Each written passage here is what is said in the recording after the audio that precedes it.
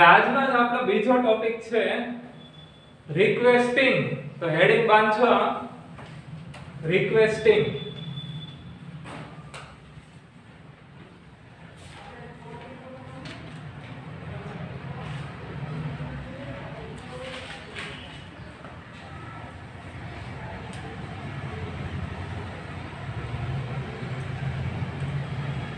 તો હવે આપણે રિક્વેસ્ટિંગ નો ઉપયોગ શા માટે કરીએ? કોઈ પણ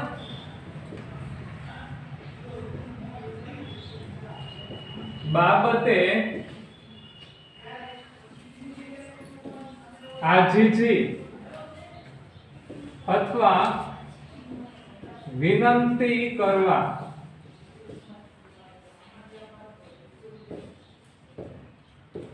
આ ટોપિકનો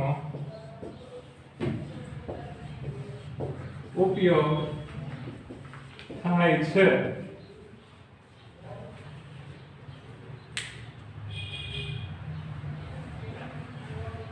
આપણે કોઈ વ્યક્તિને રિક્વેસ્ટ કરવાની જરૂર પડી હોય, બધે ઓર્ડર થી કામ ન લઈએ કાઈ ને, બધે કાઈ આજ્ઞાર્થ વાક્યનો ઉપયોગ ન થઈ શકે, વિનંતી વાળા વાક્યનો પણ ઉપયોગ કરવો પડે. તો એ વિનંતી દર્શાવવા માટે આ ટોપિકનો ઉપયોગ થાય. આપણે રિક્વેસ્ટિંગ ફંક્શનનો ઉપયોગ કરતા હોઈએ. પણ રિક્વેસ્ટિંગ ફંક્શનમાં કયા કયા સબ ટોપિક આવે?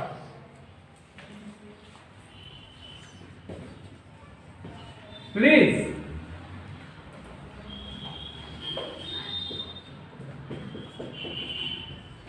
કાઇન્ડલી અને વુડ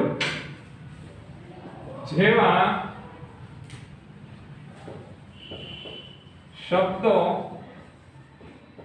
દ્વારા વિનંતી દર્શાવતા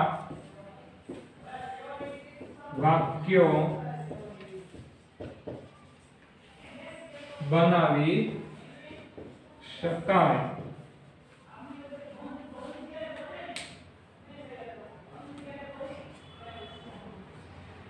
તો આપણે વિનંતી વાળું વાક્ય બનાવવું હોય તો આપણે કયા કયા શબ્દોની જરૂર પડે? પ્લીઝ, કાઇન્ડલી અને વુડ જેવા શબ્દોથી વિનંતી વાળું વાક્ય આપણે બનાવી શકીએ. એનાથી વાક્યમાં આપણે વિનંતીનો ભાવ લાવી શકીએ. કાઇન્ડલી કાઇન્ડલી કરજો, એલવાય લગાડી દેજો.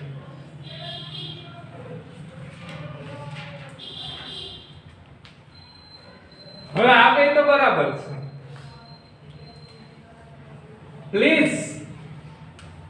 પ્લીઝ દ્વારા આપણે વિધાન વાક્યથી વિનંતી દર્શાવી શકીએ અને આજ્ઞાર્થ વાક્યથી એક વિનંતી દર્શાવી શકીએ. કાઇન્ડલી દ્વારા આપણે વિધાન વાક્ય પણ બનાવી શકીએ અને આજ્ઞાર્થ વાક્ય પણ બનાવી શકીએ અને એ બે વિનંતી દર્શાવે. હવે વુડ નો સવાલ રહ્યો તો વુડ દ્વારા હંમેશા વુડ વાળા પ્રશ્નાર્થ વાક્યનો ઉપયોગ કરી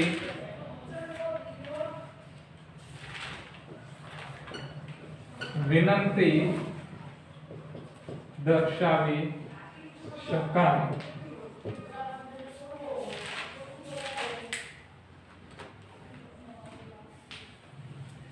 વુડ તો આપણે ઉપયોગમાં લેશું વિનંતી વાળું વાક્ય દર્શાવવા માટે, પણ વાક્ય કેવું હશે?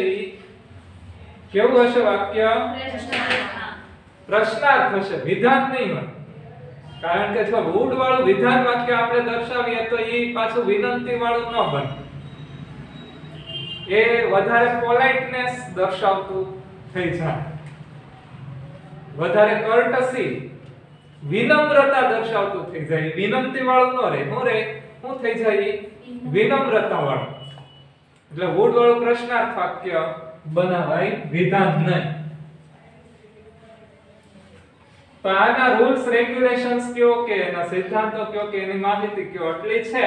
હવે આપણે ત્રણે ત્રણ ને વારાફરતી જોઈએ. કઈ કઈ રીતના વિનંતી આપણે દર્શાવી શકીએ ત્રણેયના ઉપયોગ દ્વારા.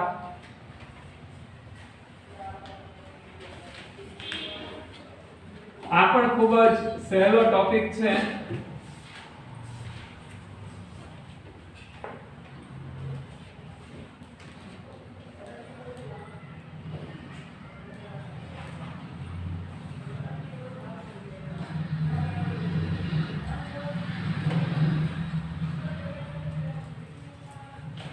તો સૌથી પહેલા આપણે લઈએ છીએ please.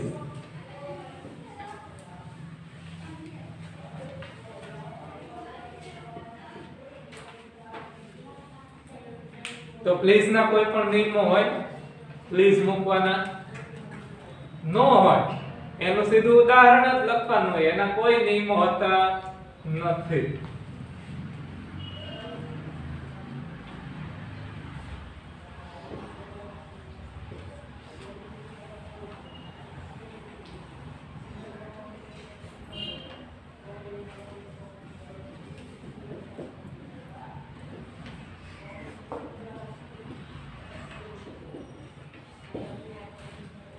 Please don't make noise. મહેરબાની કરીને અવાજ કરશો નહીં.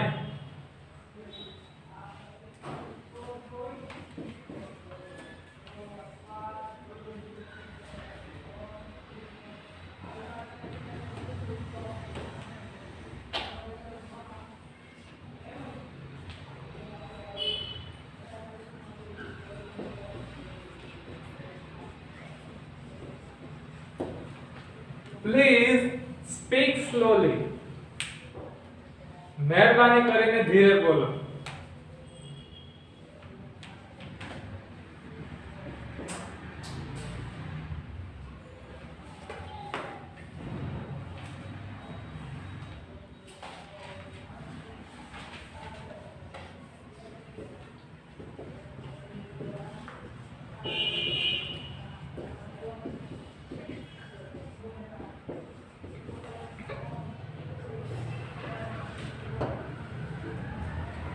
Give me some time, please.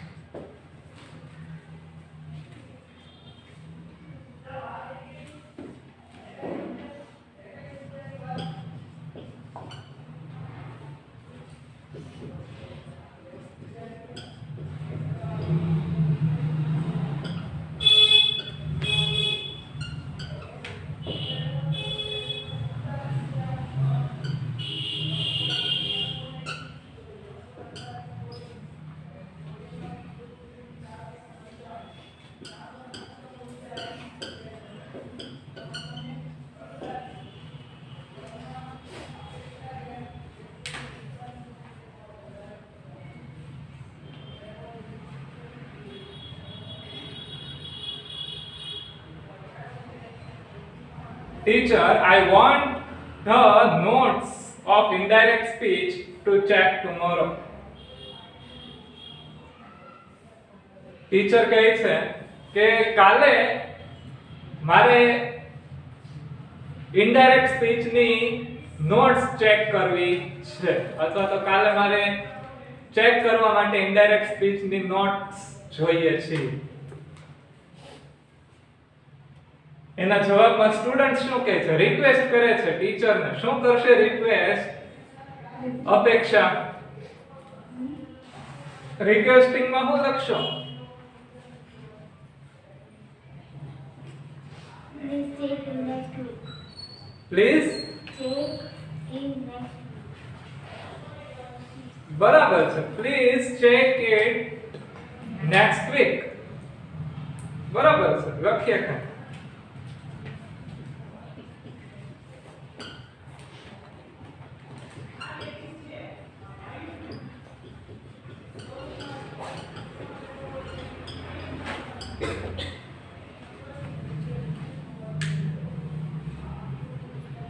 અથવા તો તમે ઉપરનું જ વાક્ય થોડા ફેરફારની સાથે પણ લખી શકતા હતા.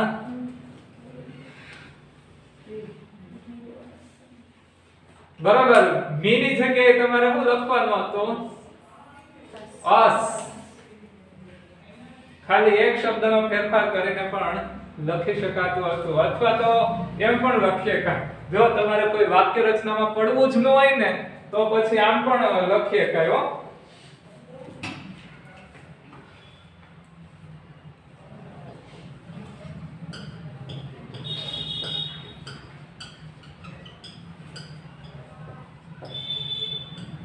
Please, not tomorrow.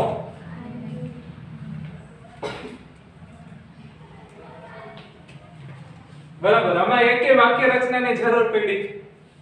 નીચેનું જે વાક્ય લખ્યું, પ્લીઝ નોટ ટુમોરો, મહેરબાની કરીને કાલે નહીં, તો એમાં એકે વાક્ય રચનાની જરૂર પડી નથી.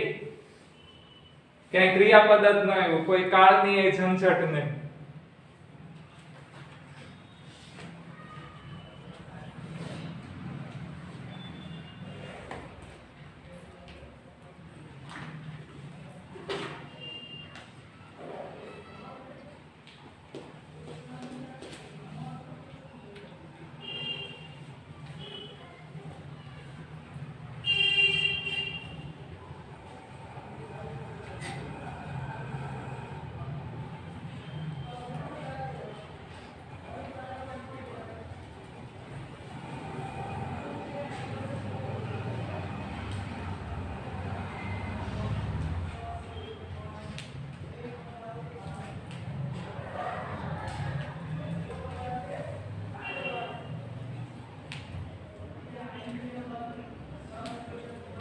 પ્લીઝ માં વધારે વાક્યની જરૂર છે કે નહીં?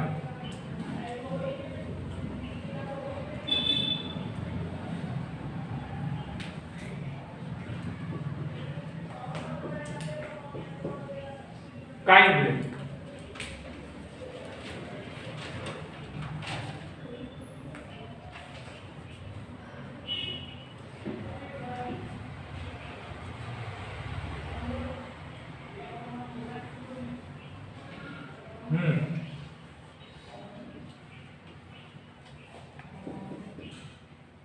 तो प्लीज ની જેમ કાઇન્ડલી ના પણ કોઈ નિયમ હોય નહીં.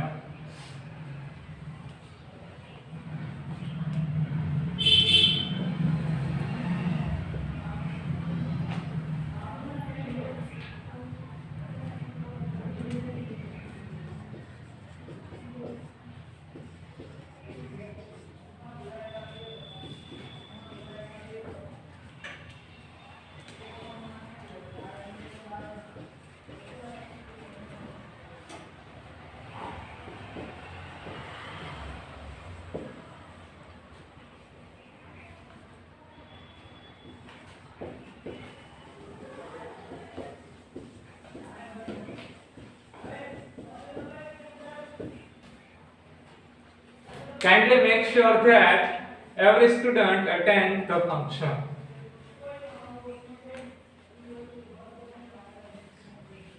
Kindly નો અર્થ પણ થાય છે મહેરબાની કરીને. પ્લીઝ ની જેમ જ kindly નો પણ અર્થ એક જ થાય છે, મહેરબાની કરીને, કૃપા કરીને.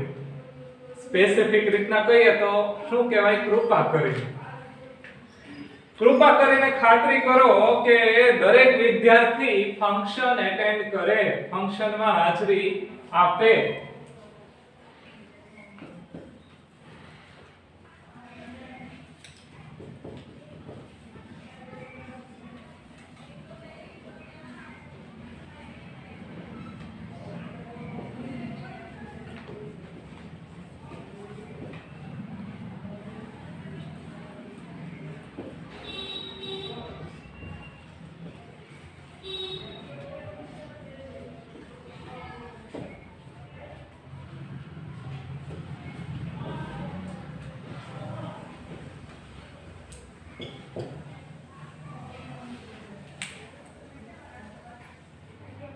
kindly take off your shoes out of the house. મહેરબાની કરીને ઘરની બહાર ચપ્પલ ઉતારો. ઘરની બહાર શૂઝ ઉતારો. ટેક ઓફ નો અર્થ થાય ઉતારવું. ફ્રેઝ છે જેનો અર્થ થાય છે ઉતારવું.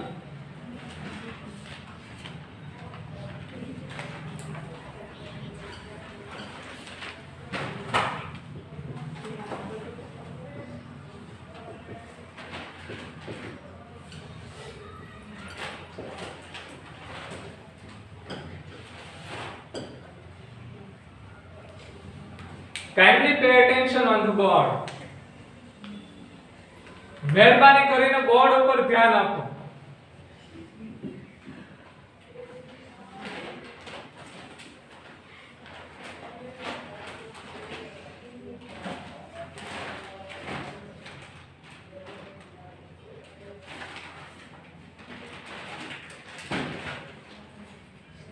મહેરબાની કરીને બોર્ડ ઉપર ધ્યાન આપો.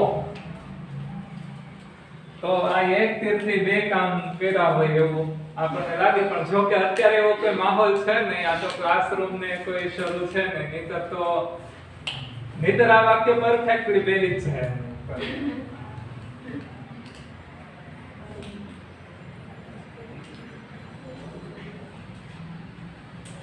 હવે કાઇન્ડલી માં શું થાય કે પ્લીઝ માં જેમ આપણે આગળ ને પાછળ બે જગ્યાએ પ્લીઝ મૂકી શકીએ. પ્લીઝ નો એવો કોઈ નિશ્ચિત સ્થાન છે નહીં. કાં તો વાક્યની શરૂઆતમાં હોય અને કાં સાવ વાક્યના છેડે હોય. આ બે સ્થળે આપણે પ્લીઝ મૂકી શકતા, પણ કાઇન્ડલી માં એવું નહીં થાય. કાઇન્ડલી ક્યાં આવશે? વાક્યની શરૂઆતમાં જ. કાઇન્ડલી નું સ્થાન ફરશે નહીં. તો આ એક બાબત ધ્યાનમાં રાખવા જેવી છે. એ અહીંયા બોર્ડ ઉપર પણ હું લખી નાખું છું, એટલે ઘરે રહીને જે કોઈ જોવે છે એને ફાયદો થશે. એને વાંધો નહીં આવે ને તમારે છે વાંધો આવશે નહીં, કારણ કે સાંભળેલું ભૂલાઈ જાય, જોયેલું યાદ રહે.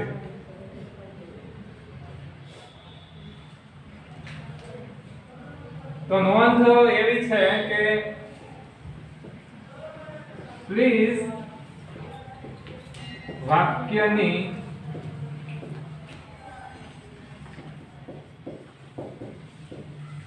અને છેડે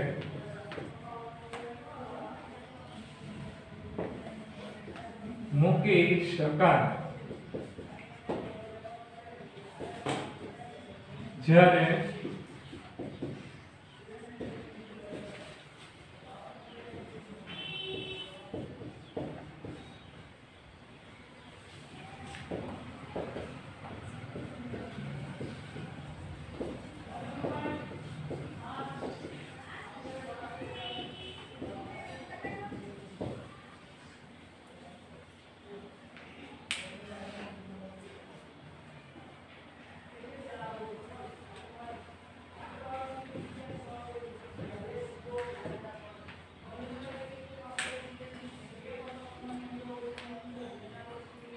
કાઇન્ડલી ફક્ત વાક્યની શરૂઆતમાં મુકાય અને પ્લીઝ વાક્યની શરૂઆતમાં અને સાવ અંતે પણ મૂકી શકાય. તો આ કાઇન્ડલી અને પ્લીઝ વાળા વાક્ય આપણે જોયા.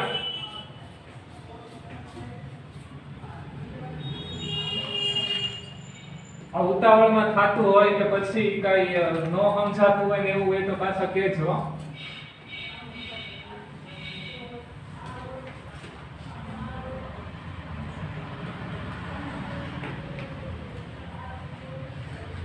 એવું કઈ છે કે એક્ઝામ્પલ ઓછા પડતા હોય કે એવું કઈ, કેમ કે આ નિશ્ચિત ફ્રેમમાં બંધાઈને પૂરું કરવાનું હોય એટલે થોડીક આ રીતની ટેવે પાડવી પડે. અને છેલ્લે હવે કયો ટોપિક આપણે બાકી રહ્યો છે? વુડ.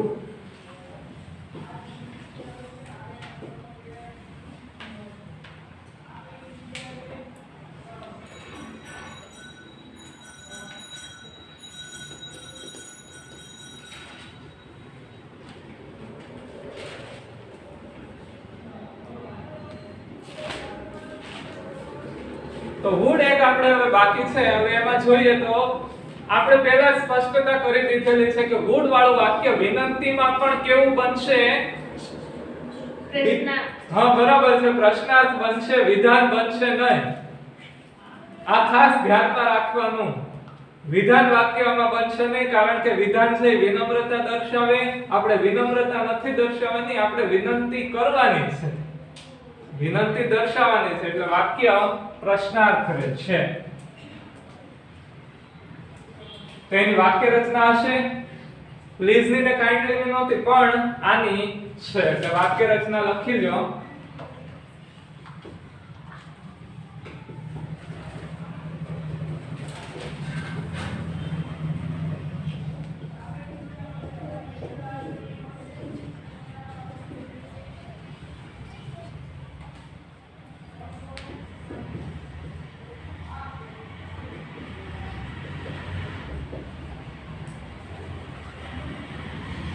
વાક્ય પ્રશ્નાર્થ બનશે.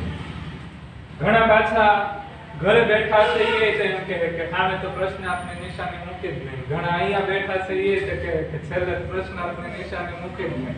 પણ એમાં ન મૂકીએ તો હાલે, વાક્યમાં મૂકીએ એટલે બધું થઈ રહે.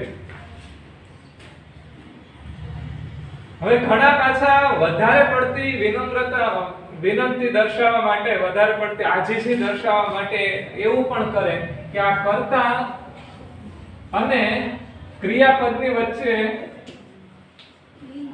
પ્લીઝ મૂકે.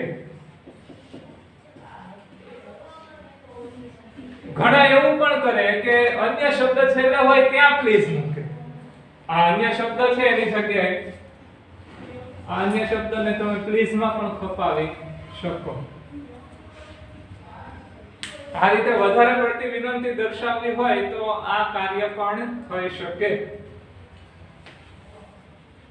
સીધા એક્ઝામ્પલ લઈએ. આ વાક્ય રચના આપણે ઉપર લખેલી છે. પહેલું ઉદાહરણ,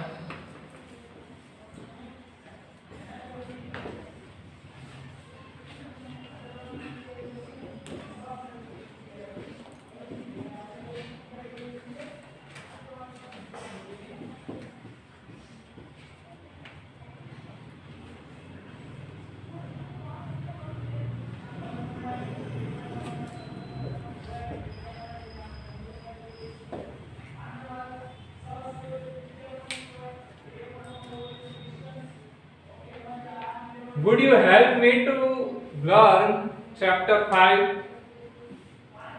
પાંચમું ચેપ્ટર શીખવામાં તું મને મદદ કરીશ?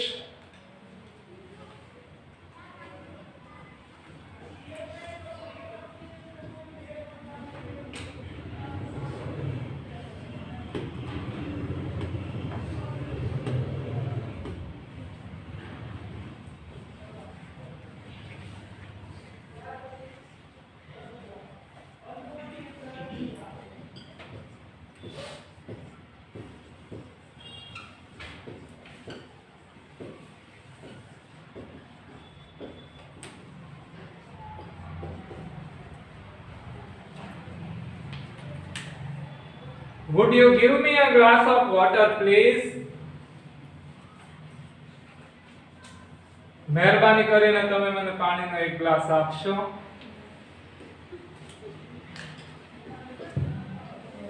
કેવું આ કોકના ઘરે ગયા હોય આવી રીતના વાત કરીએ તો કેવું આમ ચીઝી લાગે. હા,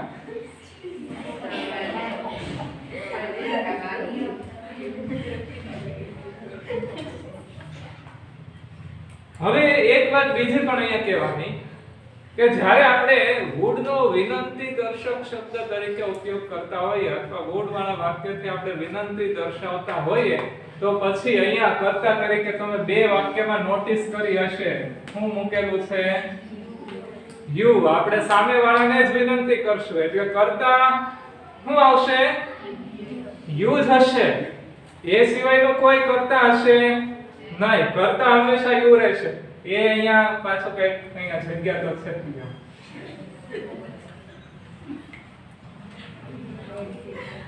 would વાળા વિનંતી દર્શક શબ્દમાં કર્તા યુઝ હોય છે લખી નાખજો વુડ વાળા વિનંતી દર્શક શબ્દ વિનંતી દર્શક વાક્યમાં શબ્દમાં કરતા વાક્યમાં કરતા યુઝ હોય છે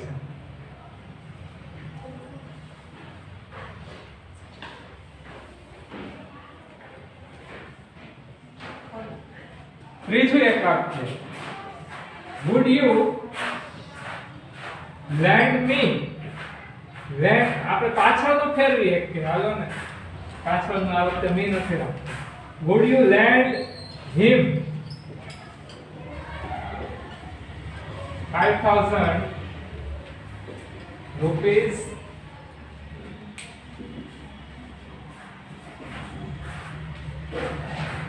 would you lend him 5,000 rupees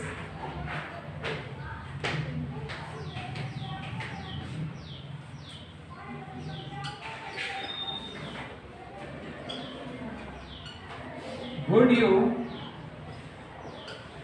please solve their problem of finance એટલે કે નાણાકીય મહેરબાની કરીને તમે તેમની નાણાકીય મુશ્કેલી સોલ્વ કરી આપશો દૂર કરી આપશો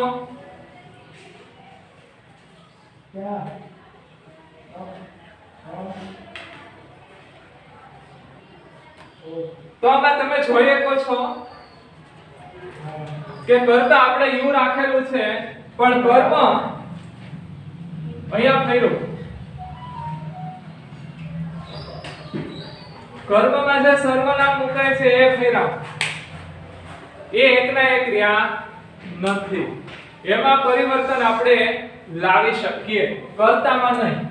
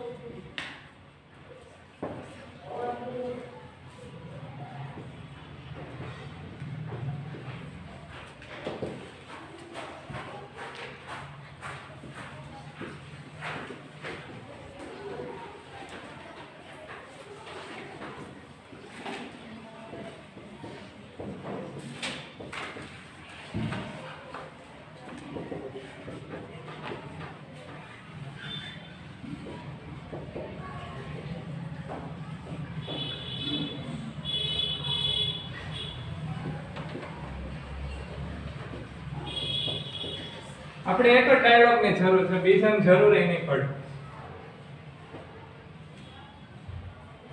ચાલો આપણે રિક્વેસ્ટિંગ વિનંતી દર્શાવવી છે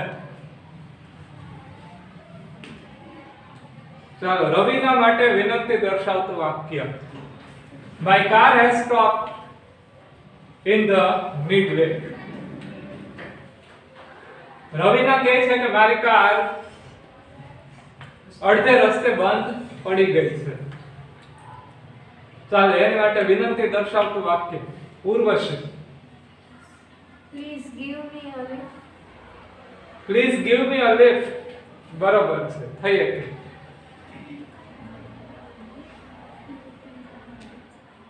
ઈ સિવાય બંશ્રી Please can you help me? Please can you help me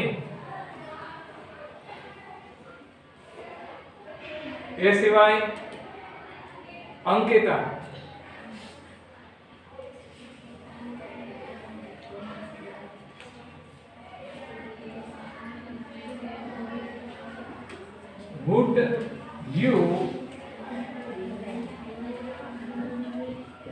help to push it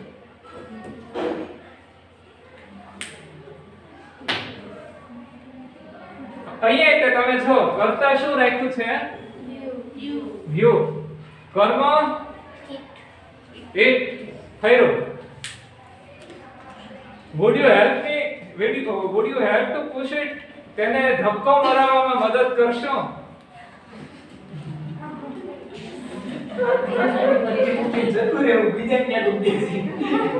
તો